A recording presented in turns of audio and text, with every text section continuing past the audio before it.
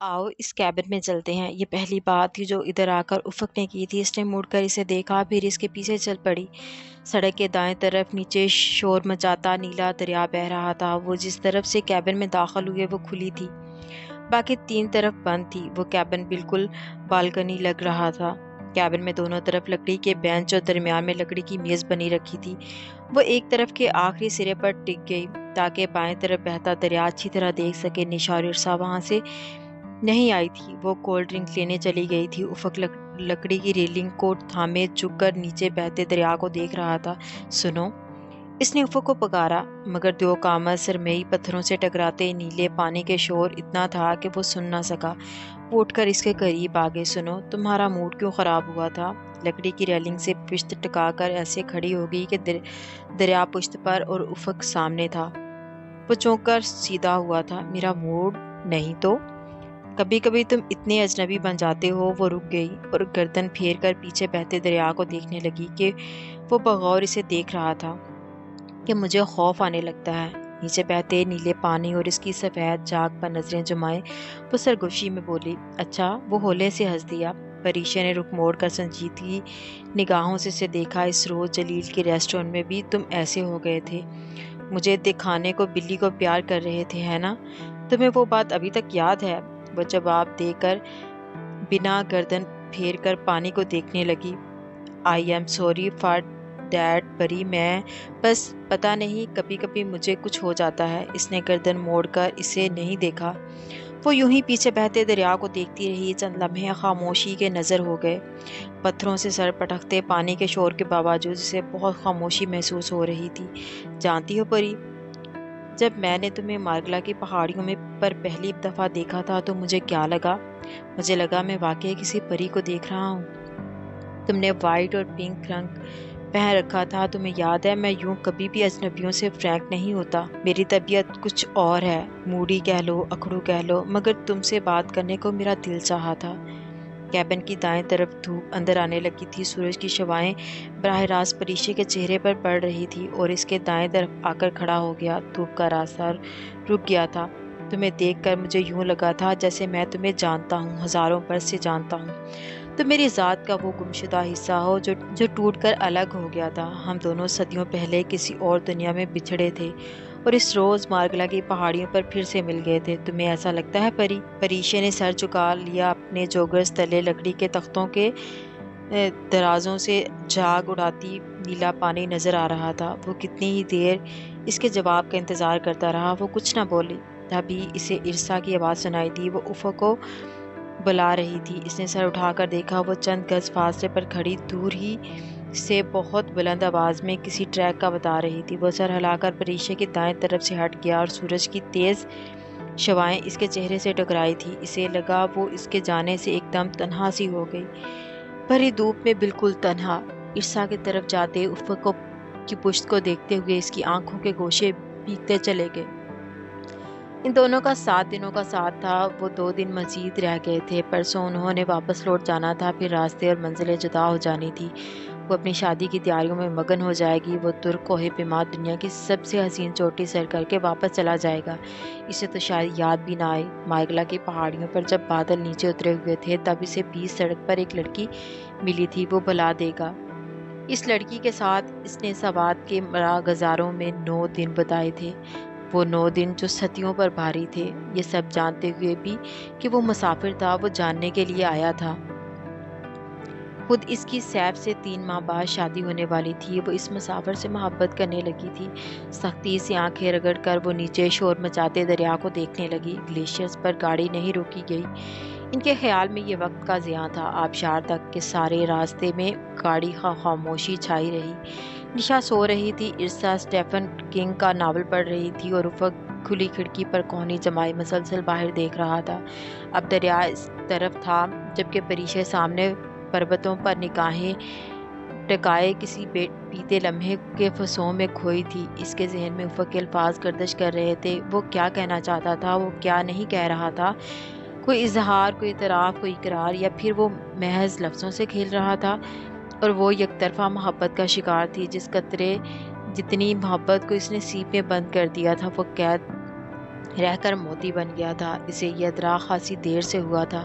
وہ آبشار بہت بلندی سے گر رہی تھی۔ اس کا منبع پہاڑ کی چوٹی کے قریب تھا۔ وہاں سے شروع ہو کر وہ کئی 100 فٹ نشیب میں سڑک تک آتی تھی اور سڑک کے نیچے سے ہو کر اشوت دریا میں سڑک کے کنارے کولڈ ڈرنک کارنرز بنے تھے۔ وہاں خاصی گہما گہمی تھی۔ ان کے آنے سے پہلے بھی وہاں خاصی تعداد میں بچے، بوڑھے، نوجوان، جوڑے، فیملیز گھوم پھر رہی تھی۔ چند لڑکے پتھروں پر چڑھتے ہوئے آبشار کے منبع تک جا رہے تھے۔ ایک سبز کیپ والا لڑکا سب سے آگے تھا۔ مجھے یقین نہیں آ رہا اتنی بڑی آبشار پاکستان میں ہے، نشا نے ان تینوں کے ہمراہ پتھروں کے اوپر چڑھتے ہوئے بے اختیار کہا تھا۔ وہ پتھر آبشار کے کنارے پر ہی تھے، اتنے خطرناک کہ ذرا پاؤں پھسلا اور بندہ پانی میں جا گرے۔ تیز رفتار بہتے پانی میں تو یوں بھی لاش نہیں ملا کرتی۔ میں نے ہمیشہ خوبصورتی کے بارے میں ناران کاغان کا نام سنا تھا۔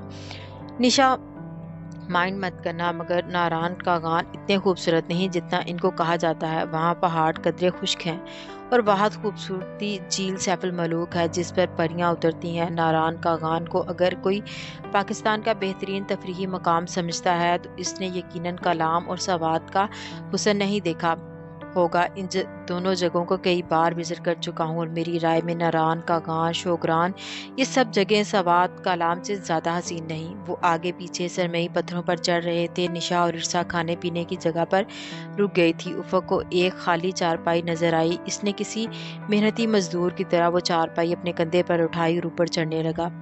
بس یہی رکھ دو۔ وہ سڑک سے کافی اوپر پتھروں پر چڑھتے ہوئے آگے تھے۔ افق نے اس کے کہنے پر پتھروں اور پانی کے درمیان چارپائی رکھ دی۔ گندے بچوں کی طرح جوتے اتار کر پانی میں پاؤں مارنا ہمیشہ مجھے بہت اچھا لگتا ہے۔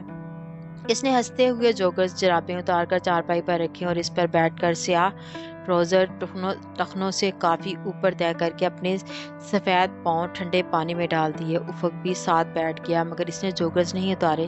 تم بھی جوتے اتار دو نا، اتنا مزہ آ رہا ہے۔ وہ بچوں کی طرح پانی اپنے پاؤں سے دھارے بنا رہی تھی۔ افق نے مسکرا کر نفی میں سر ہلا دیا۔ کم آن افق، جوتے اتار دو، پانی اتنا ٹھنڈا ہے، لگتا نہیں یہ جولائی کا مہینہ ہے۔ افق نے پھر بھی جوتے نہیں اتارے۔ اس کی بجائے اس نے قدرے جھک کر ہاتھ پانی میں ڈال دیے۔ تم جوگرز بھی اتار دو، پری نے تیسری دفعہ اصرار کیا۔ نہیں، میں ٹھیک ہوں۔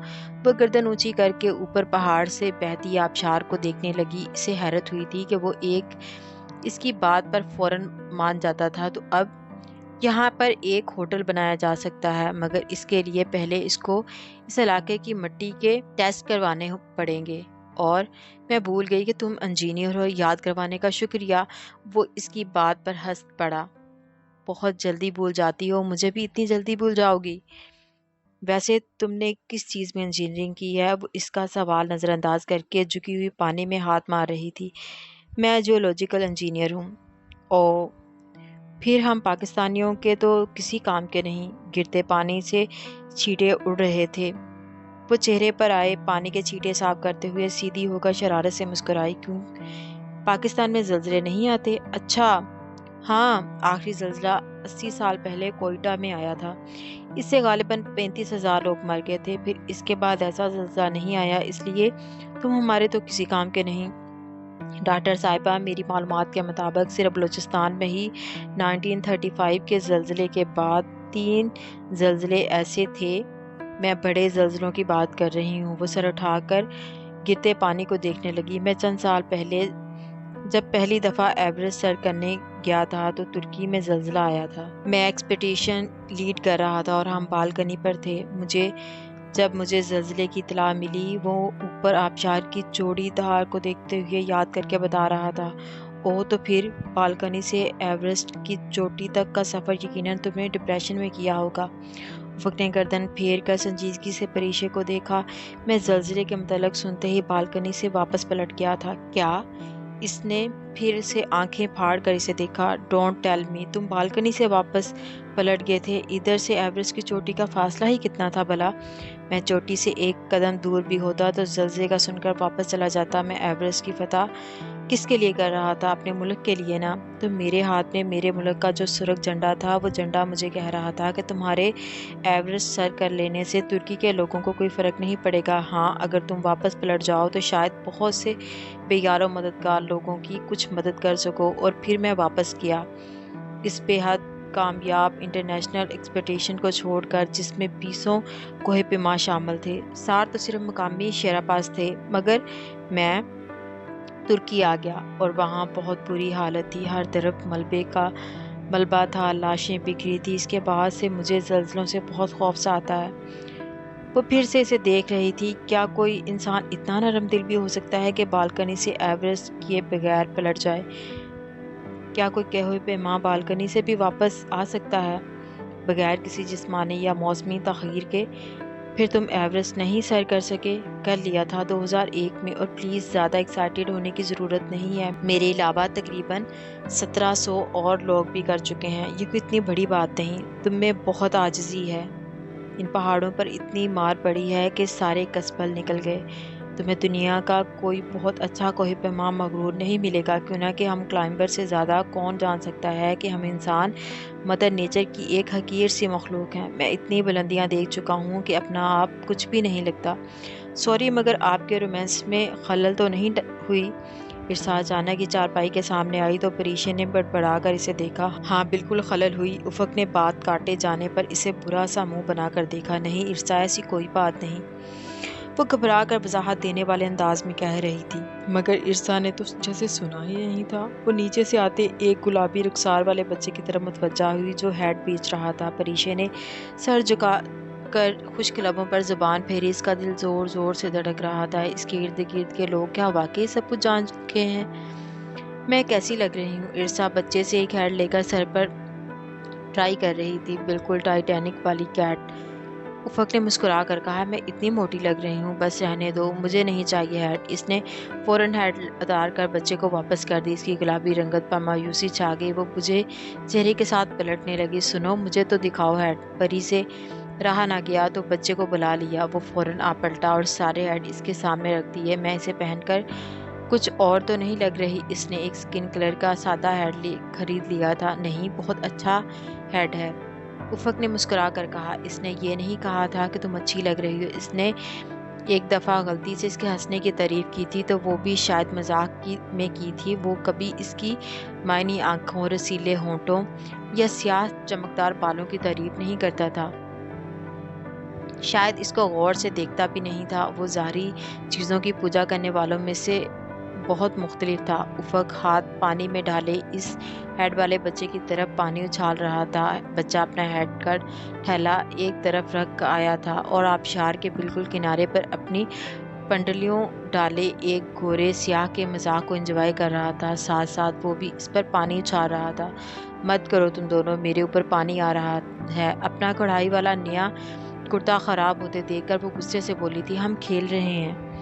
بہتر، تم شاید 20 سال پہلے اپنے بچپن میں چلے گئے ہو، مگر میرا ایسا کوئی ارادہ نہیں ہے۔ میں جا رہی ہوں۔ وہ کسی صورت پانی اچھالنے سے باز نہیں آ رہا تھا۔ یہ دیکھتے ہوئے وہ اپنے جوگرز ہاتھ میں اٹھائے پتھروں سے نیچے اترنے لگی۔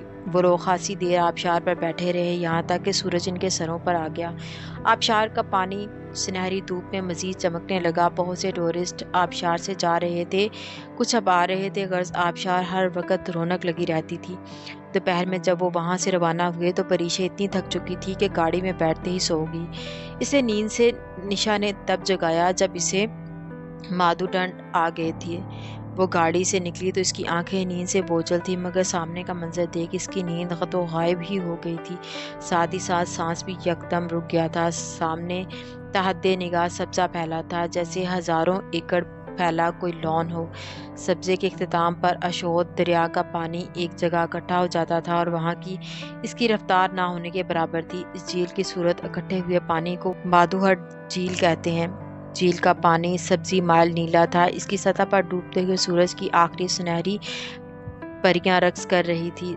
جھیل کے پیچھے بلند و بالا پہاڑ، سبز پہاڑ تھے جنہیں نے پورے علاقے پر سایہ کر رکھا تھا۔ ان پہاڑوں کے ساتھ ساتھ مادھو اٹھ کے دائیں طرف دریا کے درختوں کا جھنڈ تھا۔ وہ اس سبزہ زار میں واحد درخت سے بالکل ایسے جیسے کرسمس ٹریز ہوتے ہیں۔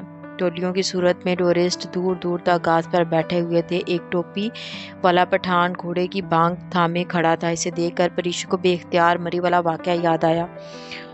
افق نے کیپ سیدھی کرتے ہوئے گھوڑے والے کو اشارہ سے اپنے قریب بلایا۔ اللہ کا، انگلش راجی کا قریب آنے پر اس نے شلوار قمیض میں ملبوس چھوٹی چھوٹی داڑھی والے پٹھان سے پوچھا، نہ انگلش نہ راجی کا، پختو راجی کا؟